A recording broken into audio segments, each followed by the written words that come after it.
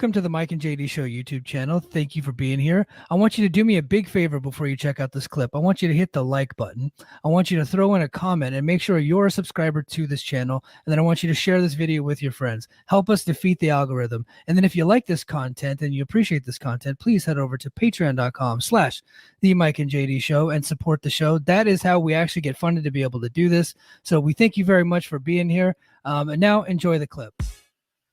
This podcast is a member of the Voices of Wrestling Podcasting Network. Visit voicesofwrestling.com to hear the rest of our great podcasts, as well as show reviews, columns, opinions, and updates across the world of wrestling. Competition starting to get thick, it's the click, so I hope you work your A game. A made no rain from the track when we unite and spit. This is an A game, better bring your A game.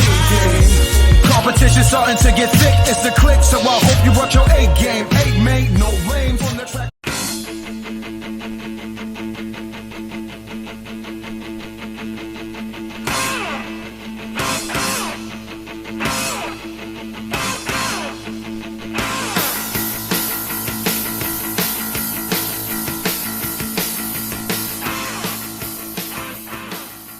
It's like Ultimate Warriors, but I always thought that one had a little bit more personality to it. Because Sting just had a little more personality in a lot more personality in the Ultimate Warrior. He had a lot more of a lot of things than the Ultimate Warrior. Yeah, just a lot more. Yeah. He's just a lot more. I was so disappointed when the man, because they played the Man Called Sting from like, God, the end of 90, the beginning of 93 up through like, I guess it's early 96. So I guess it's not that long, but it's long enough that it's like etched in my mind, and I hated it every time it was on. That was the worst. That Slam Jam album sucked. Yeah, it did. It did suck.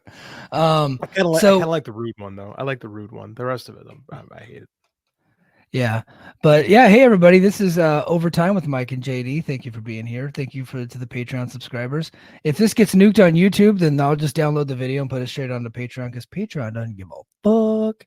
They're cool with us just putting up copyrighted material. I uploaded an entire episode of TNA Impact from 2007 that you and I did our first ever like watch along with, the Christmas episode. That was like fun. Our Mystery Science Theater. That never, like, the video of that never made it anywhere. And I just uploaded it to Patreon. I was like, well, I guess I'll just try this out, see if we get in trouble. And then sure enough, we did. So sometimes I just got to take a chance. Cross fingers. Worked out last time. That was fun. I enjoyed doing that. We should do something like that again. Yeah. Well, so because we've done like several matches and stuff like that, and not like a show. It's been a while since we watched a full show. Yeah, that was enjoyable, especially because it was so stupid, but it was like a fun stupid. Yeah. It was like fun stupid. I think it was fun like dumb. Fun dumb. Kind of like 80s movies. You know what I mean? It was like yeah. It was like watching Mystery Science Theater. Yeah, it was like doing Mystery Science Theater actually. Yeah, it was our rendition of Mystery Science Theater, but just for wrestling. So this is our Sting retrospective. We're going along some of our favorite feuds. And what we're going to talk about today is his feud with Cactus Jack and Mick Foley. Yeah, Cactus Jack and Mick Foley. They didn't actually have that many matches against each other, and they really only had two singles like pay-per-view matches. One was in 1992 at Beach Blast, and the other one was at Lockdown 2009. Now they did have like a no surrender match. It was on WCW Power Hour in 1991. That was like their first televised match, but that was just on WCW Power Hour, just on one of their weekend shows, and it was actually a really good match too. But I thought I'd just focus on the two pay-per-view matches. Mick Foley wholeheartedly gives Sting credit for, like, I hate using the wrestling term of giving him the rub because I think he'd be more poetic with it, but like bringing him to prominence. Like and again, it was supposed to be a Monster of the Week thing, kind of like what we're hoping TNA is doing with Josh, bringing in Simon fucking Nim. I'm not letting this go. I'm never ever gonna let this go. Man. That was what it was supposed to be, but like the team of Cactus Jack and Abdul the Butcher was just so great that they just kept it going. Like, because Luger was like, "Oh, thanks for the title. I'm not coming back. You're out of dates on me. I'm just not going to work for the rest of the year and keep your belt." And Fry went, "That's bad. That's very bad." Yeah, and so, but Foley had been in WCW before that, and I think he took like a little over a year off where he worked the Indies. He actually worked in the Tri-State, like what was the name of the company? The Tri-State Wrestling Association, Joel Goodhart. It was the predecessor of ECW. They were running shows at what would be called the ECW Arena, what's currently called the 2300 Arena. I cannot remember what its actual title was back then. But the bingo hall, Yeah. Yeah, I don't remember what it was called back then. Yeah, Joel Goodhart was the guy who kind of got the hardcore thing going in the Northeast. Didn't quite last, but yeah, he was there. He was also in Global, right? He was also in the dying days of World Class. He might have been. He went to Japan too. He went to IWA to Japan, and then he did some stuff with Joe Pedicino, and then wasn't he with Herb Abrams too during that year? Or was that later in the 90s? I think his stuff with Herb is only the 90. I could be wrong on this. I haven't looked in a long time. Okay, because Herb Abrams he took a big break, and then he had that one Blackjack Brawl pay-per-view where he fights Snuka in the Falls Count Anywhere match, and that was in 94. And it was like Herbert, like his comeback show that lasted once. So that was right after he left WCW for the second time. So that's I'm not. He might have done stuff in 1990 for UWF. I'm not sure off the top of my head. I got to look back into that. Yeah, but yeah, he bounced around the Indies in 90 after leaving WCW. Yeah, he actually did what I always challenge people to do when you leave like a bigger promotion. It's like if you're gonna go out there and make a fucking name for yourself. And and he did. He had a pretty good feud with Eddie Gilbert in that Tri-State area there at the 2300 Arena. And he actually get a call from Magnum. This is from his book, Have a Nice Day. I actually did some research and I pulled out his book, Have a Nice Day. And to get some of these details about his return to WCW and his feud with Sting. We said Magnum called with the news. Sorry, go ahead. Oh, so he's still the best wrestling book ever written. Yes, I would agree. Magnum called with the news that would change my life. I should probably point out that for the previous few weeks, I'd been in touch with Kevin Sullivan, who had gathered together another band of misfits and thought that I'd be a perfect fit. Magnum says, I've been talking with Dream and we think we've come up with a spot for you. And Cactus says, really? Is it with Kevin's guys? And Magnum says, no, we'd like to put you in a program right away with Sting. And then he goes, Sting, man, that was like hitting the jackpot. Sting was the number one man in WCW, well-built, charismatic athlete with spiked bleached hair and a painted face. The Stinger was not the greatest interview in the world, but his athletic ability and enthusiasm usually made up for it. Sadly, Sting's marquee value had dropped slightly over the past several months due to poor opponents and lackluster feuds, and that's where I came into the picture. And then later, he said, I learned that this run with Sting, as well as my stint in WCW, were planned to be short-lived. The office, knowing of Sting's slightly shriveling value, hoped to feed him a string of monster heels in rapid-fire succession. Jim Ross, who apparently had been trying to sell Dusty on me for quite a while, was able to volunteer me for this limited role. It was thought that a quick conquering of so many monsters in such a short time would boost Sting's image, enabling him to draw more money with a real wrestler. So I'll say this. That's got him back. We should all have a friend as good as Jim Ross. Yes. Because Jim Ross fought for him twice and fought hard to get Mick Foley jobs because he believed in him. Right? Yeah. JR takes a lot of shit, but he's definitely a guy that it sounds like he's a guy that if he's your friend, he is your friend. And we should all have a friend like that. Well, and Jim Ross was always of the opinion, it's like, man, all you need to do is get a jersey. And once you get the jersey, then you just need to go maximize your minutes. And he relates everything to football, but that's so true. And I just remember like when I was playing football, I was like, man, if they would just let me in the game, I could go in there and wreck shop. Now, of course, I did not do that, but that's like, you can't do anything from the sidelines. You have to actually get in the game. And that was always kind of like my motto. It's like that's been my motto in work too. Like once I get out, like once I get myself involved in a project or involved in something, then I can get in there and succeed. Well, Michael, I did play high school football. It started my junior year. I was all summer camp. I was behind a sophomore who knew I was better than him, but he was bigger than me. And then I worked myself into a starting spot. First game of the year, we beat the number 3 team in state my junior year. And I earned my starting spot because I had a hell of a game. And I started every game after that. And I was a pretty good high school football player. Humble brag, done. Yeah. Yep. You Wally pipped him. Who is Wally Pipp? I don't know that story. Oh, really? Okay. All right. I don't know this. I'm going to teach Please, you a little something educate me. about baseball. Wally Pipp was the guy who was starting over one Lou Gehrig, and then he missed a game. Oh. They put in Lou Gehrig, and he never got his spot back. That is a great trivia note that I'm disappointed I don't know. I'm mad at myself for not knowing that. That's a great one, actually. Yeah, look up Wally Pipp, kids. And there's been kids. There's similar stories out there, but yeah, the Wally Pipp is always the one that people come up with. But opportunities, man. Opportunities come. You got to take advantage of them. And Mick Foley is a guy who every single time someone gave him an opportunity, he took advantage of it. I know the Dusty and Vince, these guys never saw him, but I remember the first time I saw Cactus Jack was the fall of '92, and I was immediate. And he was stuck as a manager at the time because he was hurt, and I was immediately like drawn to the guy. I'm like, this dude's the fucking man. Like, and he was a heel. Yeah. I'm like, but just there was just something about God. I love the Cactus Jack character. He was he just so popped cool. off. He just popped off the screen, and he was like scary. And then eventually he stopped being scary. He just started being funny and just interesting and entertaining. But he could always flip that switch back into being scary. He was like the coolest. He's one of the best performers in wrestling history, man. Mick Foley. Hands down. So he has a great return match where he beats one Larry Santo, and he hit all his trademark moves. Basically, elbow off the apron to the floor, his flip dive, the double arm DDT that he says he blatantly stole from. I already forgot. Who did he get the double arm DDT from? Oh my God! Damn it! I deleted it from my notes, and he says it so many times in the book. Japanese Star, All Japan. I know. Hang on, I'm a bad JD. Yeah, no, bad Mike, because I just read it today. I just read it today. So anyway, he has that great match. He impresses everybody. He was asked to then come up to Philadelphia. And now at the same time, Nikita Koloff quits the company over refusing to job to Sting on all the house shows. And Sting had no opponent for the next few house shows. He shows up and he meets with Sting, and he says he and Sting had a conversation about what they wanted to do.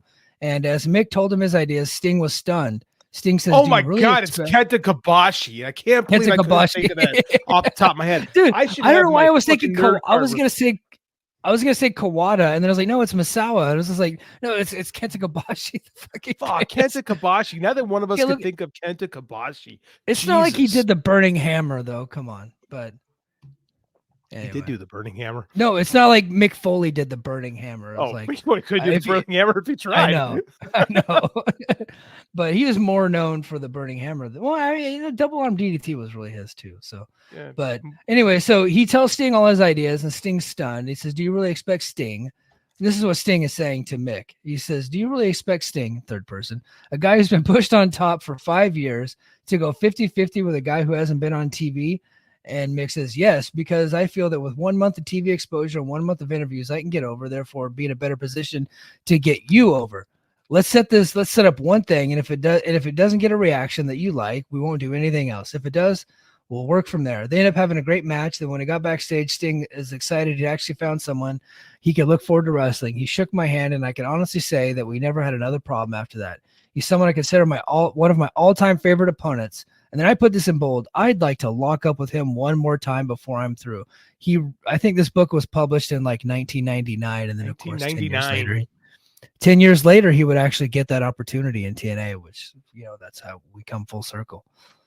So I get where Sting's coming from on this, because this is 91 Sting. And this is, we have litigated the Black Scorpion to death, but this guy had been just laced with terrible creative after terrible creative. So I get why Sting's like, you're bringing in this random dude from the indies who was here a year ago as, like, remember when they brought Cactus in the first time, his gimmick was he was a job guy who would beat up his opponents after the match.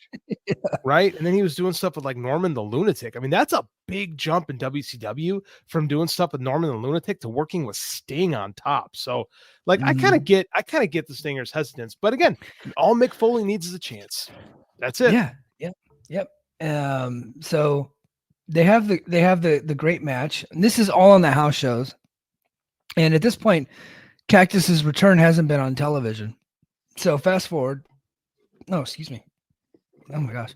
So fast forward, we go to the Clash of the Champions Fall Brawl. Sting is wrestling one Johnny B. Bad. And the finish saw a box brought out to ringside. You almost said a Bad- Brock. That was a Freudian a slip Brock. with Johnny B. Yeah. Bad. Yep. Finish saw a box brought out to ringside. If it was Brock, he'd be running. Bad hit Sting with a shot to the ribs and stared at the box. Then Sting got up and he stared at the box. They both stood there like they didn't know what they were doing, which I guess got the box over and ruined any pretense that they cared about the wrestling match. Of course, this is from the Observer, by the way. I should state that. Then Sting gave Bad a sloppy inside cradle for the pin. Cactus Jack comes out of the box, knocked over Teddy Long, blew by Johnny B, and attacked Sting, complete with an elbow off the middle rope onto Sting, who was on the floor.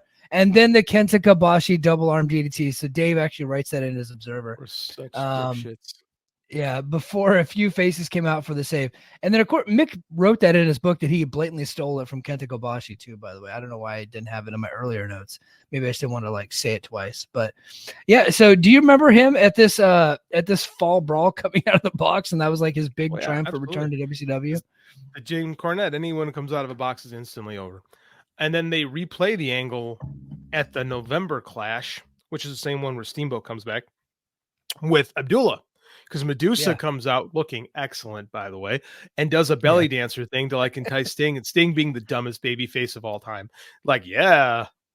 Medusa, hey, and then Abdullah comes out of the box and beats his ass too. So it was a good. Honestly, I quite enjoyed the gift box angle myself because I know Sting's always dumb. At least AEW Sting isn't dumb. Sorry. I don't know if it was at the same fall brawl or if it was a different show, but there was another one where Cactus Jack is being interviewed by Paul E. And then a box came out and Cactus thought it was Abdullah the Butcher and opened it to find Sting. So Sting's coming out of a box too. And then they had a brawl and then Cactus took some bumps. I want to say that was a Danger Zone that was on Saturday night. I think I want to say October-ish of 91. Yeah. Fun stuff. So I like this shit. Yeah. Well, I mean, you're a big fan of the Kip Fry era. I am a fan of the Kip Fry era, actually. Yeah. Is this Kip or is this the end of Herd? I don't remember if this is the end of Herd. I think this is 91 because when they get to Beach Blast, that's when Bill Watts had taken over by Beach Blast the next year. So this was the end of 91. Of course, they have the Halloween Havoc match, the Thunderdome, whatever it was called, the Chamber of Horrors. The Chamber of Horrors match, my friend. Chamber of Horrors, which we've already litigated on this podcast before. So do you know how many Hall of Famers are in this god-awful match? It's staggering. Cactus, Abdullah, Sting, the Steiners, Scott Hall, Diamond Dallas. No, not Diamond Dallas Page. Not Diamond Dallas Page. Who else? Vader, yes. And then El Gigante, wasn't he in it? No, El Gigante is not a Hall of Famer. He is in the match. He's not a Hall of Famer, but he is in the match. Not a Hall of Famer. Yeah, it's there's 8. So I counted the Steiners once, but there was 2 of them. Yeah, there's 2 of them. Yeah, but it's epic, the talent in this shitball match. Oof. That was that's actually WCW starts turning around for the better at this point, but by that they hadn't quite turned around yet. But it was getting better. It was getting better. I'm gonna tell a quick story of a house show match. I wasn't there. This is just Mick tells the story, and I like hearing Mick tell stories. So this is just one of his stories that he was at a house show match in like towards the end of 1991, and I can't remember if it was Atlanta or Charlotte, but it was one of those places. And he has this cage match with Sting. And right before that was the big fight between Sid Vicious and Brian Pillman, where Sid Vicious comes to attack Brian Pillman with a squeegee, right? With a big squeegee. Well, then later they're having this cage match. Now, Cactus is not a made guy, but because he's in the main event with Sting, he can get away with some shit. So during the match, to mess with Sting, he actually pulls out some weapons, and one of his weapons was a squeegee. Now, of course, Sting knew this ahead of time. He would later reveal, oh yeah, Sting was in on it. And Sting sold it like he'd pulled out a gun, and he was deathly afraid of the squeegee. And Cactus was chasing him with a squeegee, and he would hit Sting with the squeegee, and Sting would sell. And then all of a sudden, Sting reversed it and then took the squeegee away and started hitting Cactus with the squeegee. And the whole thing, the audience has no idea what's going on. It was just the thing to make the guys in the back laugh because this was on a house show; it wasn't even on television. So, needless to say, that they had a lot of great chemistry, and they loved working together. That's an awesome story. It's very similar to the story with Owen Hart where they're beating each other up with popcorn. House shows are fun. Yeah. So we get to the match that I wanted to talk about. So this was one of their second televised singles match. Foley calls this one of the biggest matches of my life, a Falls Count Anywhere match against Sting at the 1992 Beach Blast. The match took place at the Mobile Civic Center. Not what most would call a tropical paradise, and in truth, we were several miles from water. I had trained hard for this match, and in doing so, it almost lost most of my Abdullah weight. So he said, also, I had immersed myself in mental visualization for this match, and I had seen it in my head 1,000 times. The match turned out better than I had even hoped. The Stinger was up for it, as he had been a while since we had wrestled against each other. The timing was on, the pacing was great, and some of the transitions were breathtaking. Even Ross, the new color man, Jesse the Body of Ventura, were on top of their game. I lost the match, but didn't give a damn.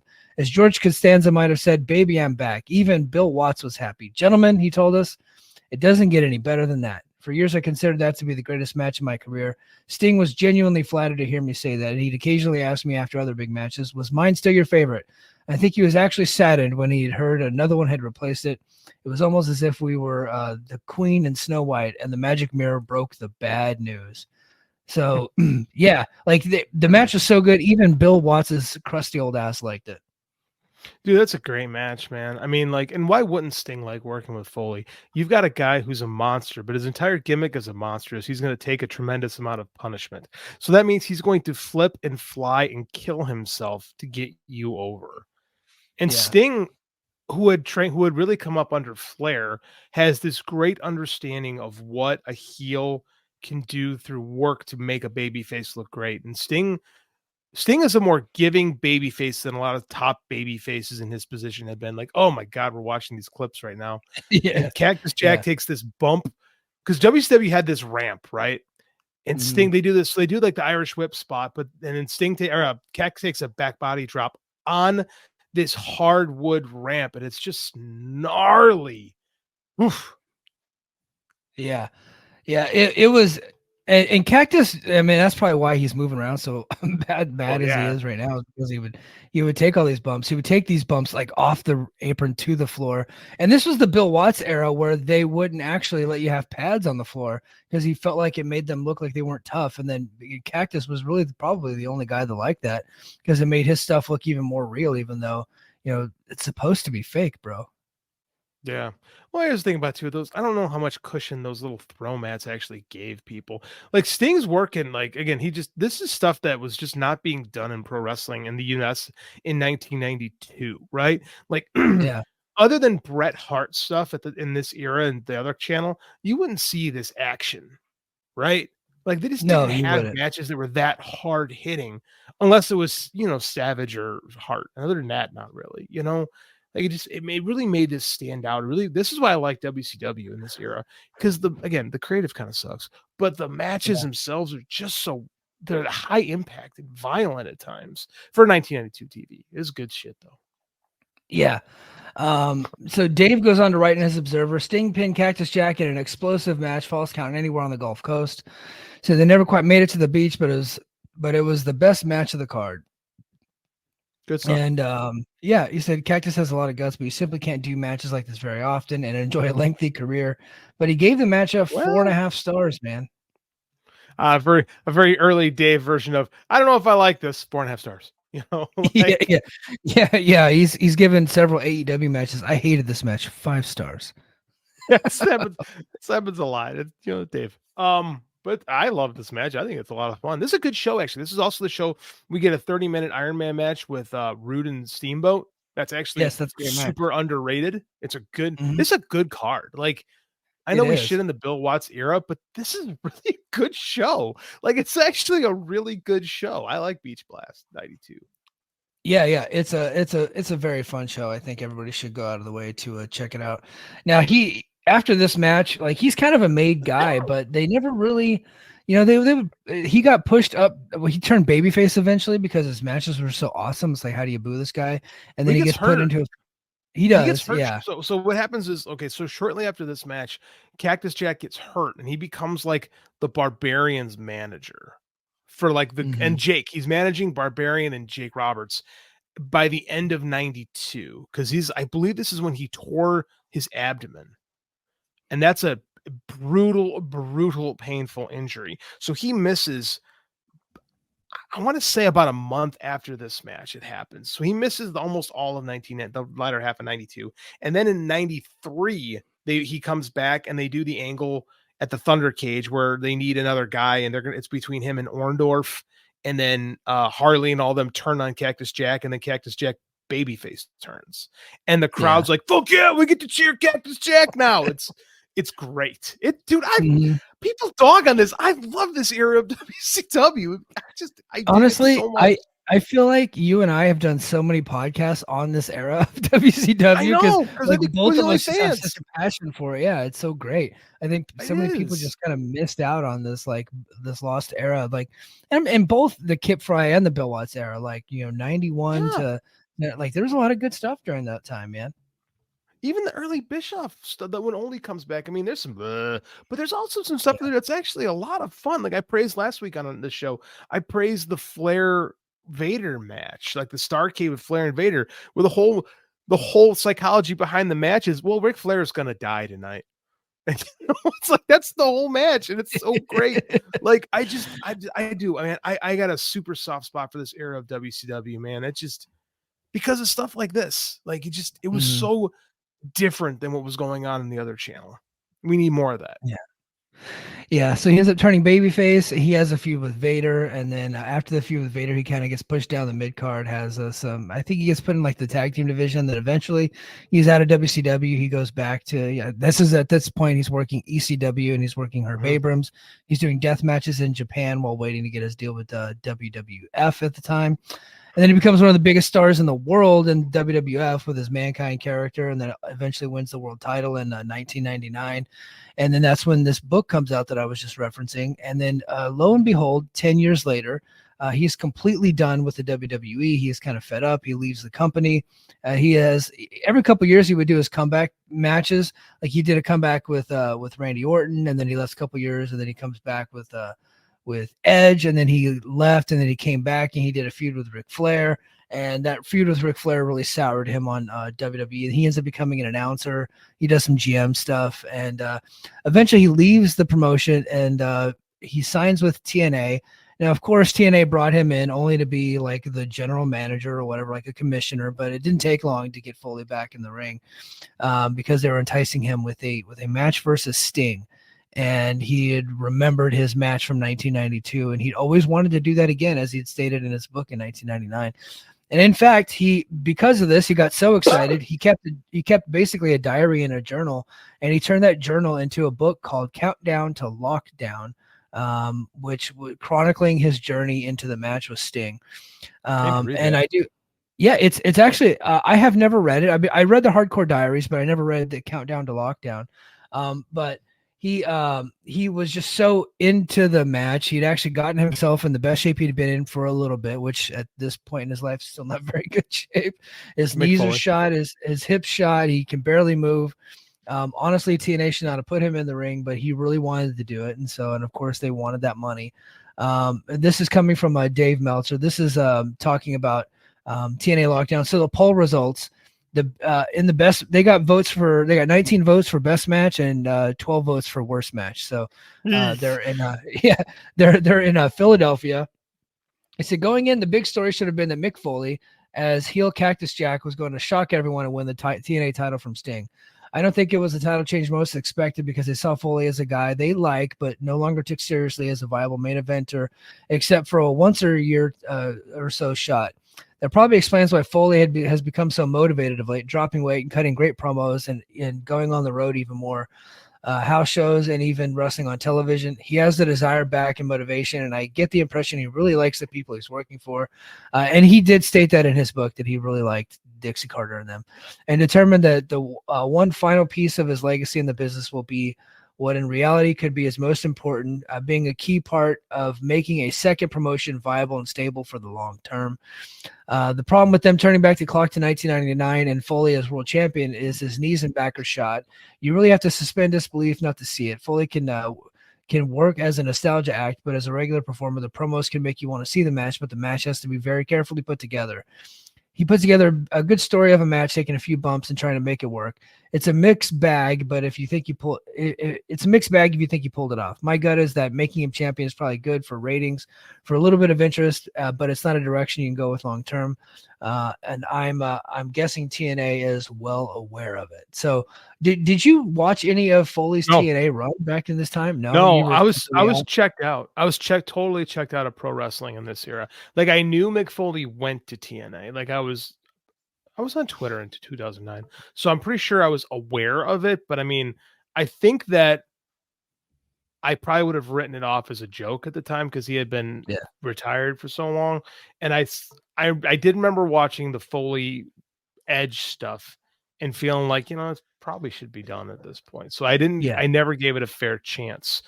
Because I was out on this, I didn't know this. Did Foley actually win the title in 2009? He did.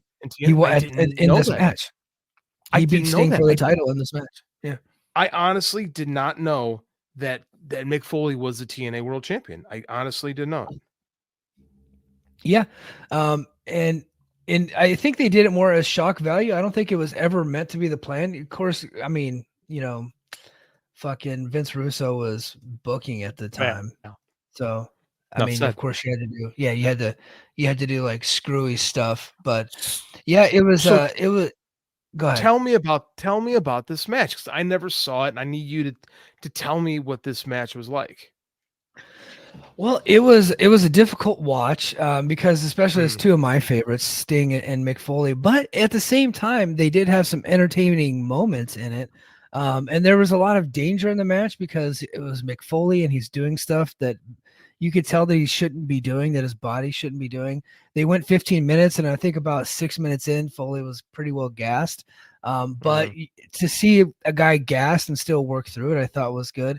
Unfortunately, they did what I always hate anybody to do, because Mick Foley was like the authority figure on the television, which is like something that's been recycled over and over and over again for fucking way too long.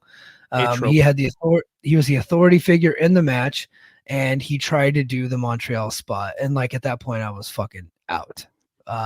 He tried to convince Earl Hebner, who was the referee. He put Sting in the Scorpion Deathlock. He tried to convince Earl Hebner to call the match, and then Earl Hebner, who had been heel babyface for like the previous 7 or 8 years, he'd flopped back so many times, didn't do it at this point, and so that was pretty silly stuff. But I think overall it was kind of fun to watch. So Mick Foley pinned Sting in 15:55 to win the TNA title. At no point, so it was announced you could win by pin, submission, or escaping the cage.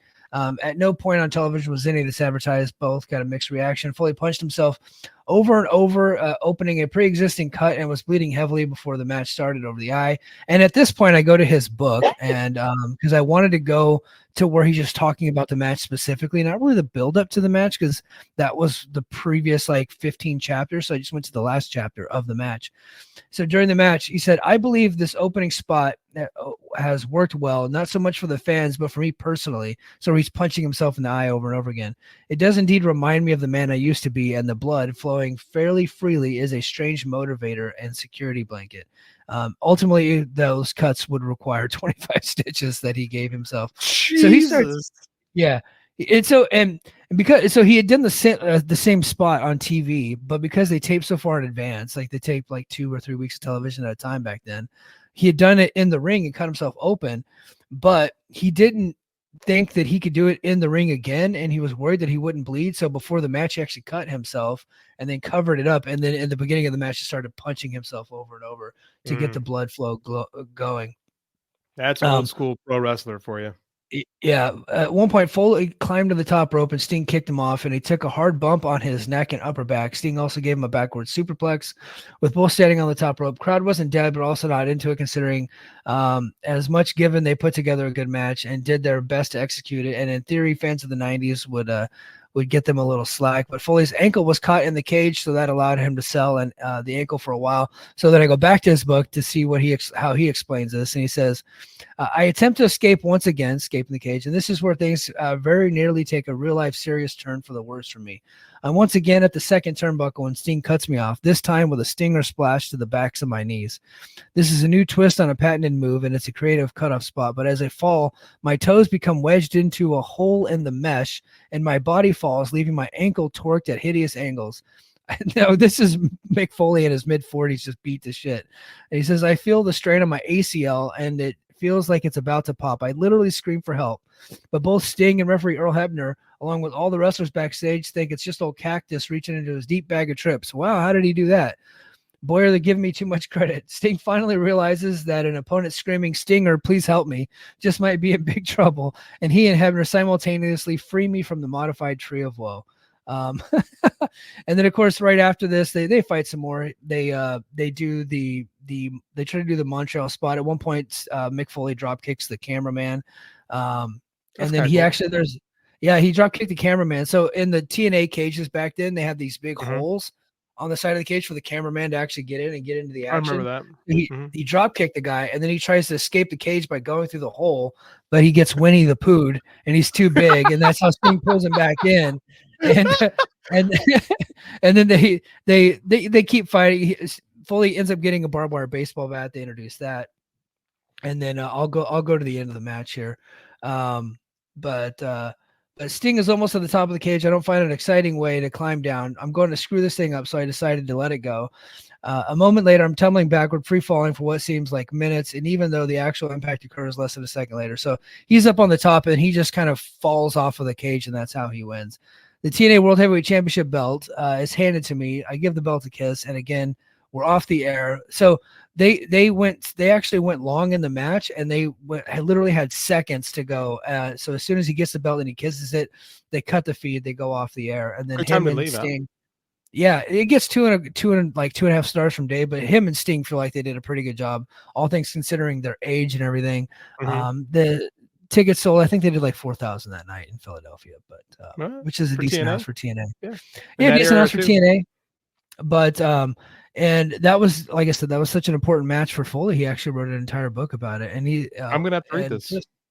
Yeah, it's good stuff. So he goes, all things considered, my age, my weight, my knees, my back, my thighs, my nerves, my dry mouth, the blue cage wasn't meant to be, the Sony Discman had forgotten to pack.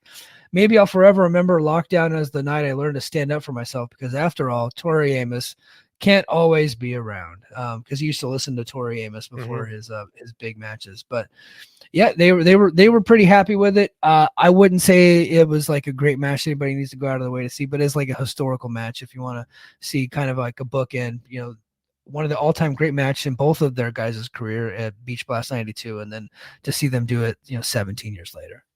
Yeah, I'm gonna have to read this book and watch the match because I've never seen either, so I'm interested. You sold me on it just as a curiosity point. I think I need to look at this. Yeah, curious, and it's on YouTube for free on TNA's YouTube channel. So everybody go ahead and check that out. Man, this is fun. I love talking Sting's rivalries. Man, this is always a lot of fun. Definitely. So thanks everybody. And JD is about to pass out, so I'm gonna let him go to sleep. But it's not obvious, huh?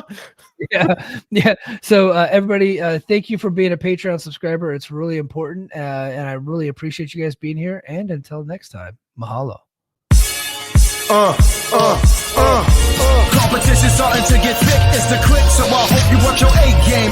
Mate, no rain from the track when we unite and spit. This isn't A game, better bring your A game. Competition starting to get thick, it's the click, so I hope you work your A game. Mate, no rain from the track.